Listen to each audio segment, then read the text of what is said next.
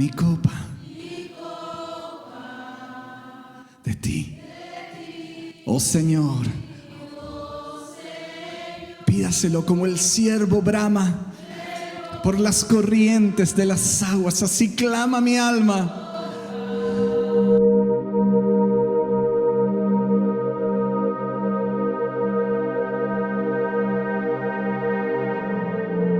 La palabra de Dios dice en el libro de Hebreos capítulo 4 verso 12, algo tremendo. La palabra de Dios es viva y poderosa. En una expresión tan breve dice tanto. La palabra de Dios es viva. En el principio era el verbo, la palabra. Y el verbo era Dios y el verbo era con Dios. La palabra viva creó todo lo que existe. Estaba viva, está viva y siempre estará viva. La palabra dice de que cielo y tierra pasarán y Jesús dijo, pero mis palabras no pasarán. ¿Se da cuenta la diferencia que hay cuando nosotros estudiamos este libro con cualquier otro libro de este mundo? Mire, yo he tenido la oportunidad de leer cientos y cientos de libros, pero no hay nada comparado con la Biblia. Usted agarra un libro secular, lee más o menos lo que tiene adentro el contenido y ya después se da cuenta de lo que quiere decir, de la información que ha recibido y probablemente no lo vuelva a leer más. Aunque usted lea 100 veces la Biblia, siempre hay algo nuevo, siempre hay algo transformador. La Biblia tiene el poder de cambiar. ¿Cuántos quieren un cambio?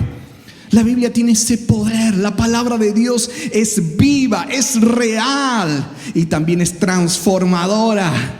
Eso es lo tremendo cuando nosotros empezamos a estudiar cada porción, cada nombre, cada lugar, cada historia de la Biblia tiene un significado y un significado hoy para nosotros, para mí.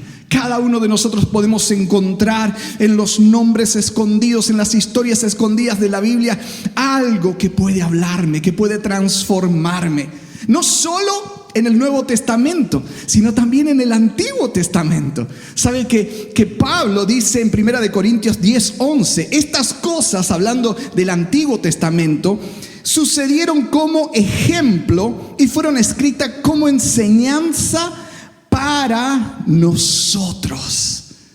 Cada cosa que sucedió, cada personaje de la antigüedad tiene un significado, tiene un mensaje. Los 66 libros de la Biblia apuntan a un nombre que es sobre todo nombre, y ese nombre es de Jesús. ¿Cuántos dicen amén? Cuando Israel estaba por entrar a la tierra prometida, ellos estuvieron en una situación donde comenzaban a conquistar diferentes territorios. Y hay una historia que el Señor puso en mi corazón que tiene una relación con lo que vamos a ver más adelante.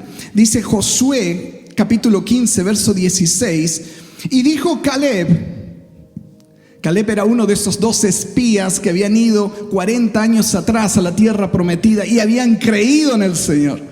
Josué y Caleb habían dicho, nosotros podemos conquistar. Sin embargo, por la duda y el temor de todo el resto del pueblo, tuvieron que esperar en el desierto. Pero finalmente llegó la hora y entraron a conquistar. Dice la Biblia algo tremendo, entre paréntesis, y es que Caleb no perdió su vigor, no perdió su fuerza, y tenía 85 años.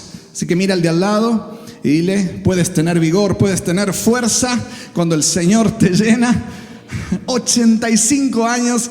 Y él estaba conquistando.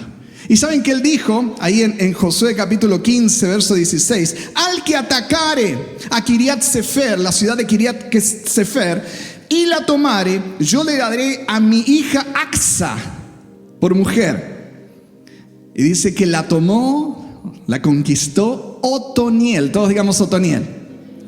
Y él le dio, es decir, Caleb le dio su hija Axa por mujer. Ahora, mire, vamos a empezar a profundizar un poquito en esa porción bíblica. Kiriat Sefer, la ciudad de Kiriat Sefer, significa el lugar o la ciudad del libro, escrito, ¿no? Impreso. Y Otoniel significa león de Dios, león de Dios. Y esta figura me hace recordar a Jesús, el león de Judá, aquel que conquistó el libro. Fíjense lo que dice Apocalipsis capítulo 5, verso 5.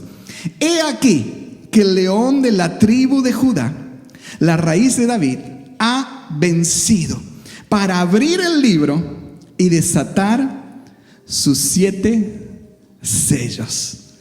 ¿Saben que después que conquistó Otoniel Kiriat Sefer, que es la ciudad del libro escrito, le cambió el nombre por Debir? Debir significa el lugar de la palabra hablada, de la palabra viva, de la palabra rema.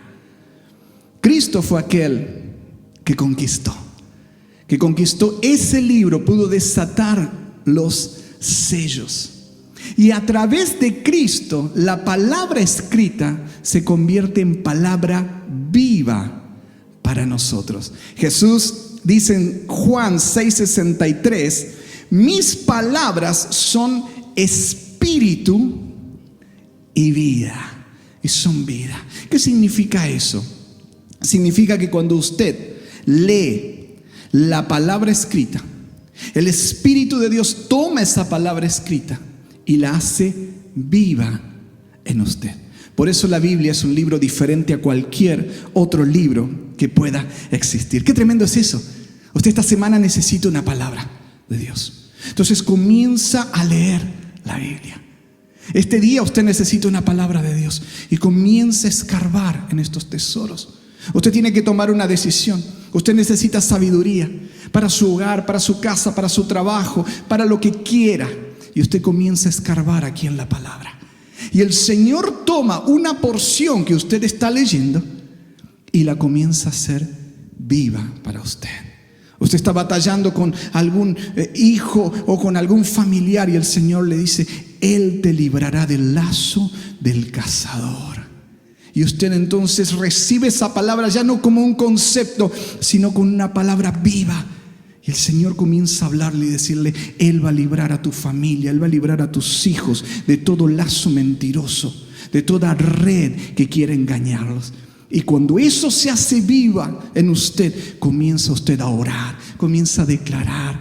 La palabra tiene el poder de transformar, es viva, es eficaz, es poderosa. Pero para que esa palabra pueda ser viva en nosotros, necesitamos pasar tiempo leyendo la palabra escrita, aprendiendo la palabra escrita, estudiando la palabra escrita. De tal modo que muchas veces quizás usted no tenga la Biblia con usted, pero el Señor le traerá una porción.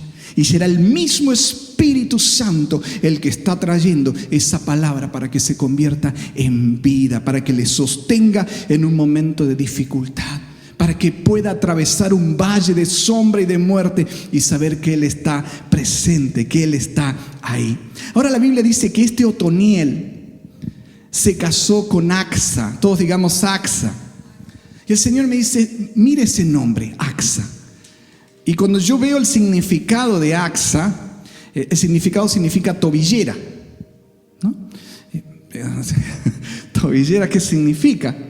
Y empecé a investigar, y en la antigüedad los padres le daban una tobillera de plata o de oro a uno de sus hijos, que significaba, este es mi heredero. Es decir, cuando alguien tenía esa tobillera, significaba que era heredero. ¿Sabe que Pablo en el libro de Efesios ora en el capítulo 1 para que los ojos del entendimiento sean abiertos para comprender cuál es la herencia que tenemos? Porque a través de Jesucristo usted y yo somos herederos y coherederos. Ahora, ¿cómo usted sabe cuál es su herencia? A través de la palabra de Dios. La herencia de Dios es la voluntad que Él tiene para su vida. Esa voluntad perfecta, agradable, llena de sabiduría para usted y para mí, la encontramos aquí en la palabra de Dios. ¿Cuántos dicen amén?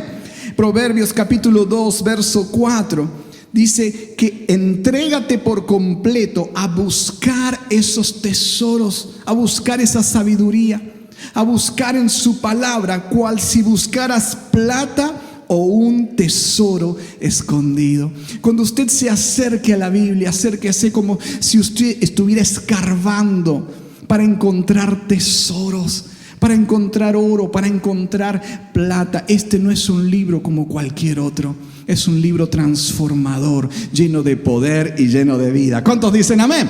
Ahora mire, la historia continúa. Y dice Josué capítulo 15 en el verso 18. Y sucedió que cuando ella vino a él, Axala, la esposa, la persuadió, Otoniel, a que pidiera un campo a su padre. Ella entonces se bajó del asno y Caleb le dijo: ¿qué quieres?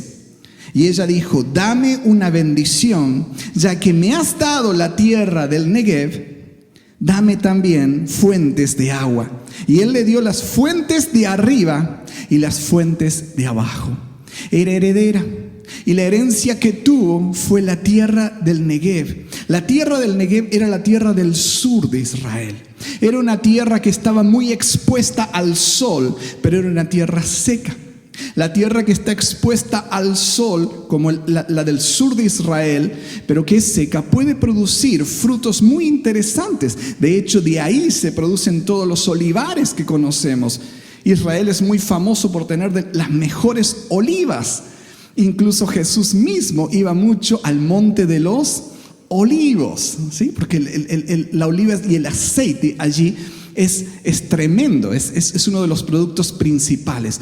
Pero ellos se dan cuenta que para que la tierra produjera fruto necesitaban aguas, necesitaban las fuentes de arriba, necesitaban las fuentes de abajo. Y dice que el Padre le dio esa agua. Usted y yo tenemos una herencia, pero usted y yo necesitamos las aguas del Señor para poder dar fruto en nuestro hogar, en nuestra vida personal, en nuestro trabajo, en nuestro servicio a Dios, en todo lo que hagamos. Esas aguas son la manifestación de Cristo mismo, la manifestación de su gracia, la que usted y yo necesitamos. Las aguas de vida. Dice Ezequiel que él tuvo una visión y vio que de arriba del templo salían aguas, salía un río. Y en el capítulo 47, verso 9, él dice: y toda alma viviente que nadare por donde quiera que entraren estas aguas, vivirá y recibirán sanidad. Es tremendo eso, porque está hablando de cuando usted y yo recibimos el agua del Señor, eso comienza a traer vida, pero también comienza a traer restauración, comienza a traer sanidad. Jesús dijo: el que bebiera de ese río que descendió, yo haré en él también una fuente que salte para vida eterna. Es decir, usted recibe las fuentes de arriba, pero al mismo tiempo el Señor convierte en usted una fuente de la tierra, una fuente que comienza a bendecir a los que están alrededor. Su copa comienza a rebosar, comienza a llenarse, y ya no le bendice a usted, sino que usted ya comienza a bendecir a otros con el agua que está saliendo, con esa fuente, con ese manantial, y usted ya se convierte en una bendición alrededor de su hogar, en su trabajo, en todo lugar a donde esté. Por eso necesitamos tanto la vida de Cristo, por eso necesitamos de su gracia, para que Él pueda llenarnos y toda la herencia que tenemos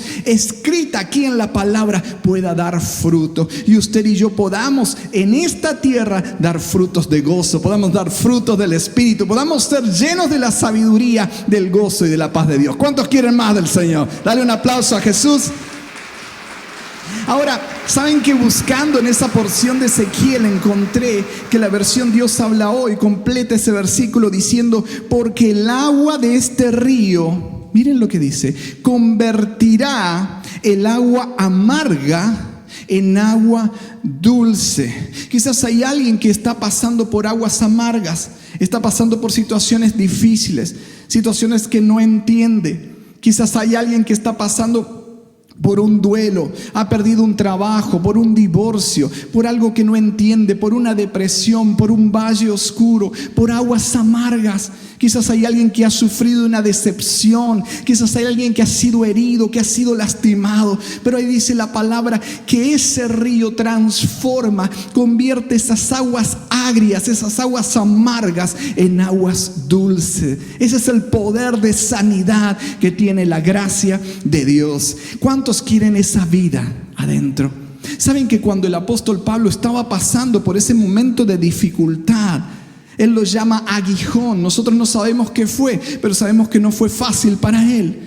Y el Señor le da la respuesta diciéndole: bástate mi gracia, recibe más de esas aguas, recibe más de mi vida, recibe más de mi gracia, porque mi poder se perfecciona en tu debilidad. Muchas veces usted y yo necesitamos sentirnos débiles para poder recibir su fuerza. Necesitamos sentirnos quebrantados para que Él nos transforme y nos haga de nuevo como el alfarero hace con el barro. Muchas veces usted y yo necesitamos morir para poder ganar la vida de Cristo en nosotros. Su vida transformadora. ¿Cuántos quieren esa vida transformadora? Vamos a ver a Cristo en acción.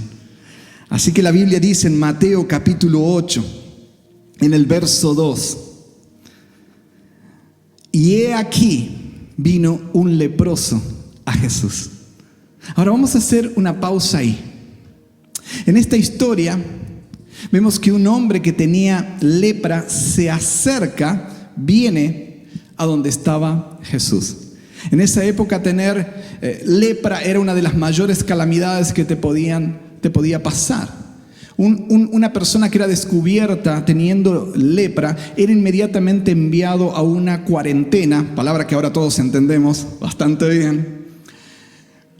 Pero era una cuarentena permanente. Yo me acuerdo cuando fui a hacerme un test para el COVID, la doctora me dijo: bueno, ahora usted, hasta que le demos los resultados, tiene que estar en la habitación, una habitación separada. Dígale a su esposa que le ponga un plato afuera con la comida.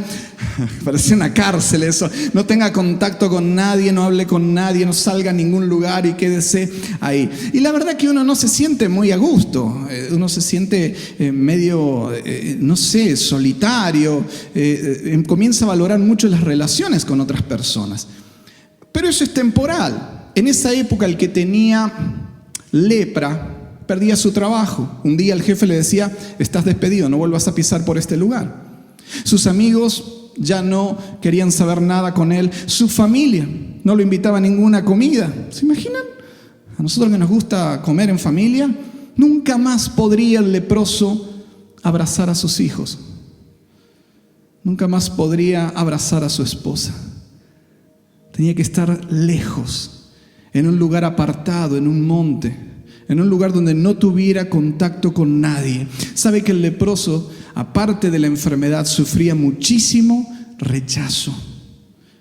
Sufría la soledad de sentirse diferente. La soledad que muchos pueden sentir cuando son discriminados, cuando son maltratados, cuando son menospreciados, cuando son juzgados, cuando alguien te abandona, cuando alguien te deja. Quizás hay alguien que se siente en esa habitación de la cuarentena, no del COVID, no de la lepra, pero sí tal vez de la soledad, de la incomprensión, de no saber cómo salir de ese lugar, querer volver a vivir nuevamente, querer volver a sentir un abrazo, querer volver a sentir libertad. Esa era la situación en la que estaban los leprosos. Un leproso en esa época no tenía mucha esperanza. No tenía esperanza de vida, pero también no tenía mucha motivación para seguir adelante. Vivía en la miseria. No podía trabajar para subsidiarse a sí mismo. Por lo tanto, poco a poco iba muriendo. La lepra era una enfermedad incurable en esa época. Era una enfermedad contagiosa. Era una enfermedad que iba fragmentando el cuerpo, iba destrozando, deformando a un ser humano hasta el momento en que ya no respirara más. Literalmente una persona leprosa estaba muerta antes de morir totalmente. La lepra también es símbolo del pecado. Cuando Adán y Eva pecaron, de alguna forma todo su ser se fragmentó, se quebró, su identidad, su forma de verse a sí mismo y de tratar a los demás fue totalmente deformada.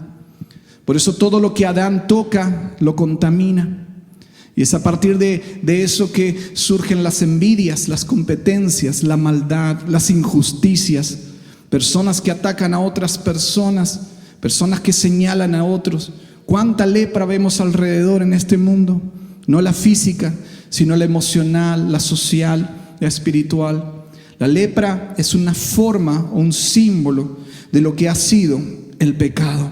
Pero dice la palabra que ese hombre se postró delante de Jesús y vino ante él diciendo: Señor, si quieres, puedes limpiarme. Primero dice que él se postró. Él se acercó a Jesús reconociendo que por sí mismo no se podía curar. Por mucho que él lo intentara, no podía solucionarse a sí mismo. Y eso es lo que usted y yo muchas veces necesitamos reconocer. Quizás ya no puedo por mí mismo. Necesito a Jesucristo.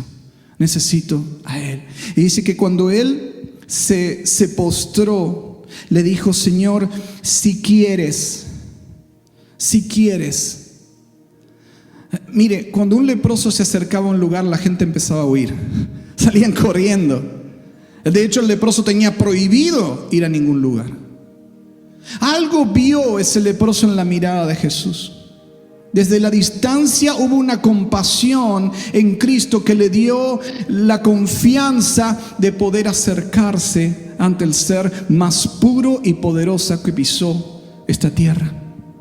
Ahora, cuando él llega hasta ahí, él dice: si quieres. Y eso habla de que él estaba pidiendo misericordia, pero al mismo tiempo estaba pidiendo gracia. ¿Por qué misericordia? Porque si un leproso se acercaba, tú tenías derecho a matarlo o a apedrearlo, porque estaba amenazando tu vida. Entonces él pide misericordia a Jesús. Cuando todos estaban huyendo, Jesús se queda mirando a este hombre y no huye. Entonces él pide misericordia, pero pide gracia también. Es decir, darte algo de más, algo que no te merece. Y le dice: si quieres, puedes sanarme. Al decir puedes sanarme, le está reconociendo de que Cristo tiene el poder para hacerlo. Usted y yo necesitamos entrar a su presencia para recibir esa misericordia, recibir esa gracia. Saber que por medio de Él podemos ser restaurados, podemos ser sanados. Ahora, mire, aquí viene la parte que más me impacta, y es en el verso 3. Dice: Jesús extendió la mano y le tocó diciendo: quiero, sé limpio. Y al instante su lepra desapareció. Ahora, este versículo es muy breve, pero vamos a verlo en cámara lenta. Vamos a rebobinar, así como cuando usted quiere volver a ver una escena y la rebobina y digo: quiero ver, a ver, cuadro por cuadro, ¿qué es lo que sucedió? Entonces vamos a ir de nuevo al principio. Jesús extendió la mano. Cristo fue aquel que se extendió. Cristo fue aquel que se inclinó hacia donde nosotros estábamos. Él descendió desde los cielos, dejó su gloria, dejó su trono para llegar hasta la situación de dificultad que vivimos usted y yo. Él es aquel que se extendió, no rechazó, sino al contrario, Él se inclinó y extendió su mano. Él es ese río que estuvimos hablando, esas aguas de arriba, ese río de Ezequiel que desciende para traer sanidad a nuestro corazón, a nuestra vida. Y dice luego de que le tocó. Miren qué tremendo esto. Dice: y le tocó. Jesús no necesitaba tocarlo. Podría haber dado la palabra. Podría haber dicho simplemente: sé limpio. Sin embargo, Jesús toca al leproso y en ese toque sana, no la lepra exterior, sino la lepra del corazón. Sana el resentimiento, sana el sentimiento de injusticia, el dolor, la amargura que tenía, esa soledad, esa depresión, esa profunda tristeza que había en ese hombre leproso, de no haber sido tocado, sino al contrario, de haber sido discriminado, haber sido repelido en cualquier lugar a donde iba. Él ve a alguien que lo mira con amor y lo toca y lo recibe. Yo no sé cómo fue el toque de Jesús. La Biblia no dice si le dio la mano, si lo abrazó, pero de alguna forma lo hizo sentir aceptado. Y su corazón fue sano antes que su cuerpo físico. Eso es gracia. Todos salían corriendo, todos no querían a ese hombre. Jesús dijo: yo sí. Y él responde después: quiero, sé limpio. Usted sabe que un leproso, cuando llegaba a un lugar, tenía que ir con una campanita aquí, que sonaba tilín, tilín, tilín, pero también tenía que ir gritando: impuro, impuro, impuro, impuro. De tal forma que cuando alguien veía que estaba gritando impuro y tenía la campanita, tenían que irse, tenían que alejarse. Así sea su familia, así sean sus hijos.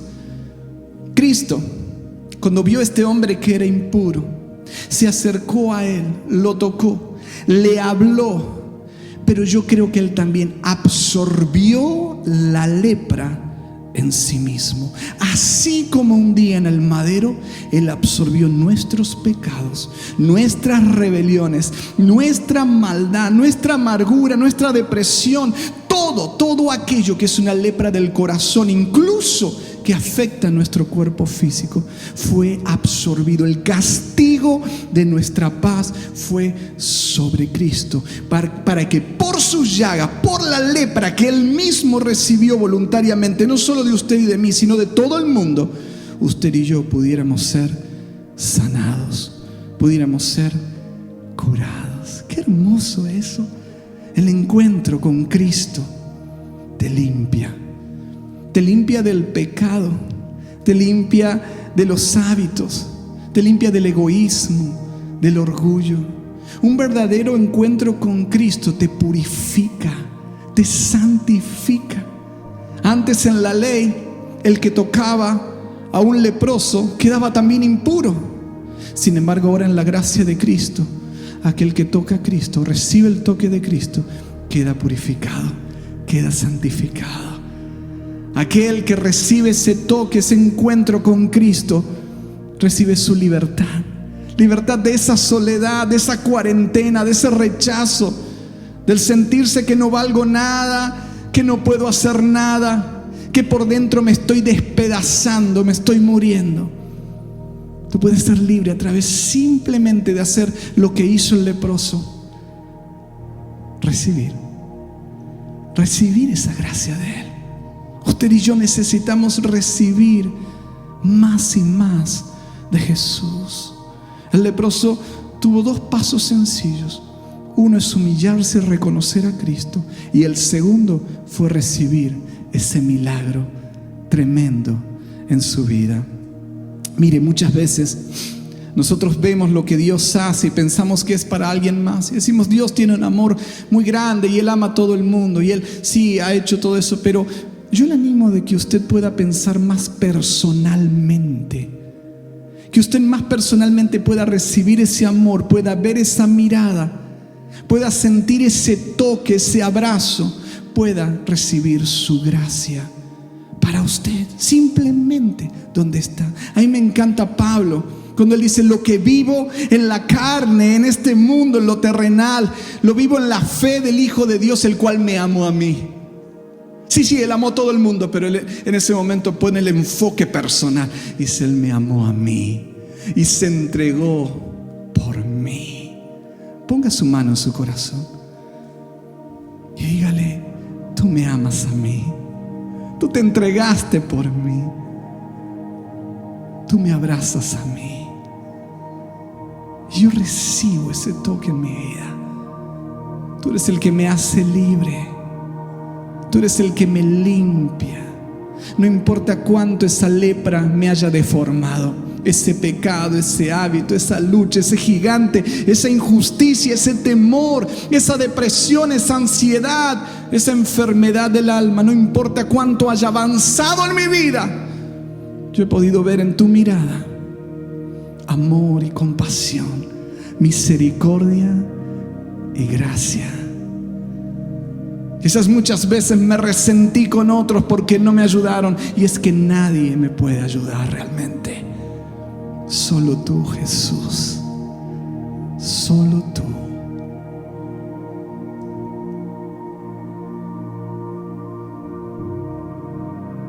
El leproso probablemente conocía un salmo en la Biblia que habla acerca de esa situación. Y es el Salmo 40. Y yo le animo que ahora, en estos últimos minutos, como quien está tratando de encontrar un tesoro, juntos Lo leamos. Verso 1 del Salmo 40. Dice: pacientemente esperé a Jehová. Eso habla de descanso. Eso habla de confianza. Eso habla de reposo. Ya deja de correr. Descansa en Él. Espero en ti. Mi mirada está en ti. En nadie más. Solamente en ti. Pacientemente esperé al Señor y se inclinó a mí y oyó mi clamor. El Señor se extiende a donde usted esté. El Señor se inclina a ese lugar y me hizo sacar del pozo de la desesperación, de ese lugar de soledad. Un pozo es un lugar donde uno se siente solo, arrinconado, sin salida. Él me hizo sacar de ese lugar de soledad. Y dice: del lodo cenagoso. Habla del estancamiento. En un lodo cenagoso tú sientes que te mueves, pero no llegas a ningún lugar. Solamente te cansas, pero no avanzas. Te sientes estancado. Sin embargo, eso es temporal, porque Cristo te hace libre. Y la palabra dice: si el Hijo os libertare, seréis verdaderamente libres. ¿Cuántos lo creen? Puso mis pies sobre peña. Eso habla de que Él te va a poner en un lugar estable. La roca, la peña es solamente Jesús. No vas a estar parado sobre las opiniones de otras personas, sobre la aceptación de otras personas, del trato de otras personas. Solamente en Jesús. Él es estable. Y Él dijo que te ama, y eso no cambia. Eso no va a cambiar. No importa lo que suceda alrededor, no va a cambiar. Cristo es estable como una roca. Él puso mis pies sobre peña y enderezó mis pasos. Ahora que estás en peña, ya no en un lodo cenagoso, vas a empezar a caminar con pasos firmes. Vas a empezar a caminar con pasos derechos. Porque quizás en el lodo hasta se te olvidó cómo caminar firmemente. Pero hoy el Señor te va a llevar a un lugar de seguridad, de confianza en su perfecta voluntad, para que lo que hagas, lo que digas, cómo trates a otros, cómo decidas en tu vida, va a ser fruto de su presencia, de su carácter en ti. Y Dios quiere que avances. Cuando tú comienzas a soltar el peso, cuando comienzas a dejar el pecado que te asedia, el peso que te molesta, comienzas a correr la carrera. Y tus ojos están solamente en Jesucristo. Puso luego en mi boca cántico nuevo, alabanza a nuestro Dios. Eso es gracia. Fíjate que en ambas porciones dice: puso mis pies sobre peña. ¿Quién lo hizo? Jesús lo hizo. Y dice: y enderezó mis pasos. ¿Quién lo hizo? Jesús. Y puso luego en mi boca cántico nuevo, alabanza a nuestro Dios. ¿Quién lo puso? Cristo. Eso es gracia.